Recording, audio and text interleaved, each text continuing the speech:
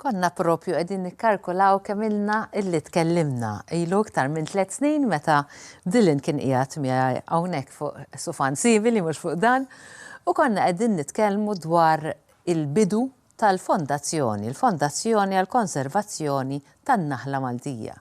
Minn dak iż-żmien law jisni ma bqajtx insegwi, però dal-aħħar rajt bdejt ndur dwarkom u rajt kemm qed tagħmlu xogħol. Kif inti l-għonet? Merħba magħna Dylan li huwa l-President tal-Fondazzjoni. Għal darb'oħra wara jisu ċirka 3 snin. Għajna l-istedina biex ovvjament nitkellmu ftit fuq affarijiet li qed nagħmlu bħall-Fondazzjoni. Aħna forsi ma nirrealizzawx l-importanza tax-xogħol li qegħdin tagħmlu intom bħala fondazzjoni, għaliex bħal kull ħaġa oħra fin-natura neħduha for granted. Intom qegħdin tqajmu dan l-għarfien in-naħla, l-importanza tan-naħla. X'inhu huwa daqshekk importanza dwar? Iktar milli kwalunkwe naħla, ovvjament, kull naħla li teżisti għandha l-rwol tagħha fin-natura. Però f'Malta għandna nafu li għandna n-naħla endemika Maltija, n-naħla tal-għażel li tinsab f'Malta biss, u propju dak huwa l-objettiv tal-Fondazzjoni nippruvaw nikkonservawha. Mindu tħaddidna l-aħħar, Stef, il-Fondazzjoni mexxiet kampanja u inizjattiva biex tippuxxa sabiex in-naħla Maltija ssir l-inset nazzjonali. Jiġifieri issa u kien fl-24 ta' Settembru 2024 kienet id-data meta n-naħla Maltija inaqdet ma dik ngħidula xirka ta' flora u fauna li l-pajjiż tagħna ddeċida li jagħtihom daqsxejn importanza biex ikunu iktar rappreżentattivi tan-natura madwarna u nużawhom biex inkomplu. Ġara darba tissemmihom mela Dylan, intom ħriġtu diversi kanzunetti, waħda minnhom speċifikament sa kellimna fuq. Prosit, iwi. Tirreferi propju għal dawn il-insetti endemiċi u annimali endemiċi. Narawhom għalhekk. Malta għawdex għandna xi annimali pjanti li għal-ġid tal-pajjiż huma ferm importanti, jsebbħu lill-ambjent, jwiżnu lin-natura biss għandhom bżonn li l-kol kemm aħna tagħhom nieħdu kura. Dawn huma ħlejja verament speċjali, magħrufa bħala speċi nazzjonali. In-naħla Katerina tittajjar fuq il-fjur, tawwit net il-baħar mal-irdum, fejn tisma' l-meril li blena qalbu tfur, jikanta fil-għodu mal-liqum. Il-qabru joħroġ rasu minn ġuxaq u bit-bissima jsellem lil-bużaq, u s-siġra tal-arar li tħaddar fil-widien tfakkarna fis-sbuħija tal-ħolqien. Nazzjonali.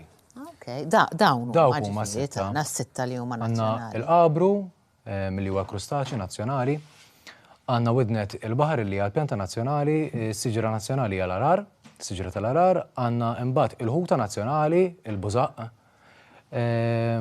imbagħad għandna l-meril, l-asfur nazzjonali, u għandna issa il-karattru ta' Katerina u n-naħla Maltija bħala l-inset nazzjonali. Dawn id-diski huma parti minn proġett li għamilna mal-MCVS, il-Kunsill tal-Volontarjat, applikajna l-fondi u din diska partikolari kienet il-kompożizzjoni ta' Michael Piscopo, qed kanta Claire Bezzina, flimkien ma' prof ukoll Susan Piscopo li kienet tittina daqsxejn ta' direzzjoni biex ovvjament il-lira tkun daqsxejn adattati iktar għat-tfal u anke l-melodija biex anke minn ta' żgħira nibdew napprezzaw li jismanna dawn il-ħlejqiet. Fostom din id-diska għandna 2 oħra forsi jkollna daqsxejn il-ħin nismgħu forsi biġġiet daqsxejn żgħar tagħhom. Biex anke minn ta' żgħira nibdew ndaħlu fit-tfal tagħna, daħ jkunu l-ġenerazzjonijiet ta' wara kollox. Imma meta tgħidli, biex narġa' nieħdok lura n-naħala li interessanti li rajnihom kollha li probabbilment ħafna minna konna konxi li huma dawn tagħna propja tagħna l-Maltin. Imma x'irridu nagħmlu biex nikkonservaw għan-naħla Maltija? X'inhu huwa r-rwol tal-individwu biex jagħmilha dan? Ara, l-ikbar problema li naraw viżavi naħal tal-għasel Malti, u din mhijiex problema li għax f'Malta għandna naħla tagħna, naħla tal-għasel tagħna, illi hija parti minn natura, adattata għall klima Maltija, tagħmel iktar għasel għax ovvjament komparat ma' naħal tal-għasel oħrajn, għax hija ovvjament adattat għal-kondizzjonijiet kollha, fjuri, klima li hawn f'Malta, ġifier b'mod naturali hija l-aħjar naħla tal-għasel li trabbi f'Malta.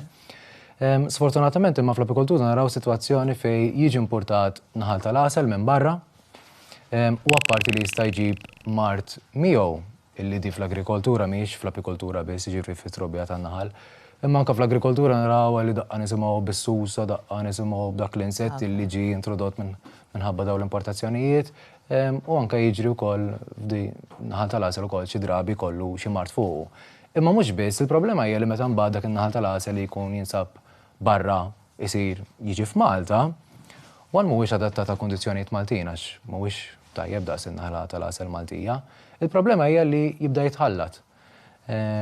Jibda proċess li jgħidulu hybridization u iwassal li mbagħad il-kolonji ta' naħal tal-asel li jkunu Maltin jibdew jitħaltu ma' dawn in-naħal tal-asel importati biex mbagħad anke l-mod kif tidher ma nafx osservajtux li l-karattru li ħloqna Katarina m'għandu l-ebda strixxa safra.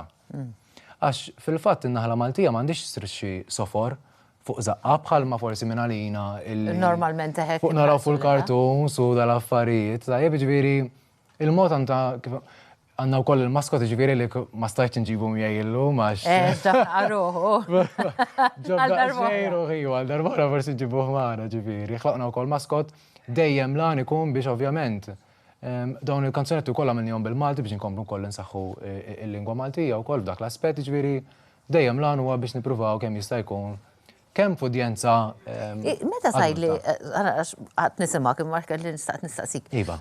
Meta tajli jimportawhom minn barra? Iva. Għaliex ma jaħdmux bil-lokal, jekk aħna għandna l-lokal u jħossu l-bżonn li jimportawhom minn barra? Għaliex hum jaqgħu qed nirfressu. Le, mhux qed nirfressu imma hija kważi xi ħaġa tant hija loġika li xi kultant fixkilna.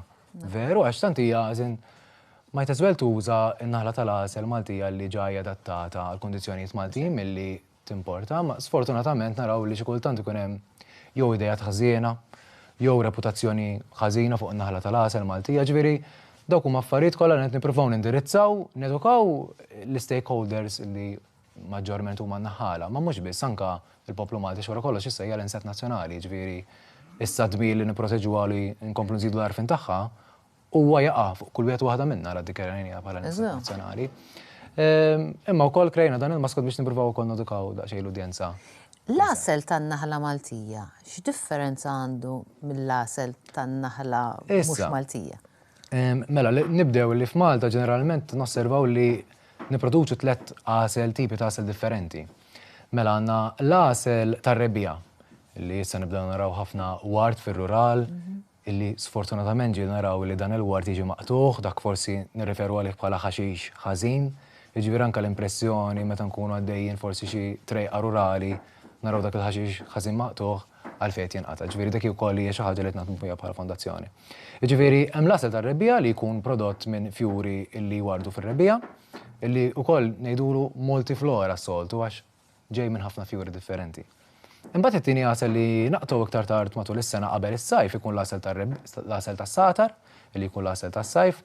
Napprezzaw illi f'Malta għandna satar speċjalment fix-xari, sfortunatament naraw li l-urbanizzazzjoni is-satar dejjem qed jonqos, jiġifieri hemm ukoll f'dak ir-rigward aspett ta' xi ħaġa nindirizzaw, ġifieri u mhux għan-naħla biss, ġifieri nżommu perspettiva wiesa', nżommu perspettiva u għan-naħal kollha l-oħrajn. U mbagħad għandna l-asel tal-ħarifa illi maġġorment huwa magħmul mill-Karibtri, s-siġra ta' ħarrub. Sewwa, jiġifieri huma 3 asel differenti li kollha għandhom karatteristiċi differenti, kollha jidhru asel differenti, llum ġibt asel wieħed miegħi partikolari. Dak huwa l-asel tar-rebbija. Illi hemmhekk qed taraħ dak għandu tendenza illi anke forsi tajb li nedukaw ukoll jikkristallizza, jibda jsir solidu. Dan huwa kollu proċess naturali ġifieri anke ġieli nisma' forsi dik il-mara tad-dar li tara li l-asel tagħha tikkristallizza minn għalija li jkun mar ħażin. Sewwa, u proċess naturali illi jsir, ġifieri l-asel jibqa' tajb meta jikkristallizza wkoll. Dak li jkun jien pereżempju jogħġobni iktar kristallizzat ikun daqsxejn solidu, imma dak li jkun forsi jagħmlu daqsxejn fil-ma' banju Marija biex jerġa' jinħal, ovvjament imbagħad ma nużawx il-ma jgħal iż-żejjed għax dawk il-components naturali nsibu fl-asel sfortunatament imorru jintilfu. Huwa minnu li l-asel huwa l-unika prodott fid-dinja li it never expires qatt ma jiskadi. Ejwa. Fil-fatt meta kont rajt imkien illi meta kienu qed jiftħu l-piramidi tal-farawni l-Eġittu kienu wkoll sabu għax tifhem illi l-asel dejjem konna naraw bħala prodott prezzjuż. Allura nifhmu li daw l-Eġizzjani kienu jaraw il-piramidi u meta jiftħu fil-piramidi bħala l-vjaġġ sewwa u kien hemm l-asel ukoll. Ma roqtux dak l-asel li kien fil-piramidi ġifieri ma nistax ngħidlek. Ma nafx jekk tiddiskjax kieku, ma minnu kien qiegħed hemmhekk. Ekku. Dylan, fik font ta' informazzjoni u gost meta niltaqgħu u nieħu pjaċir ħafna li nara żagħżugħ u mdawwar b'żagħżugħ oħra fil-fondazzjoni li qegħdin taħdmu għal xi ħaġa tant tagħna mal-Maltin. Ġifieri nawguralkom li tkomplu sejrnek u tiġġieldu kontra l-affarijiet li kif missejtlek naqra magħhom dak jien rajtek tagħmel waħdek. Grazzi li toffrilna pjattaforma wkoll Stef kif pjaċir tiegħek. il-messaġġ tagħna. Ħanħalli kan naħa l-oħra u ħarressaqkom lejn persuna li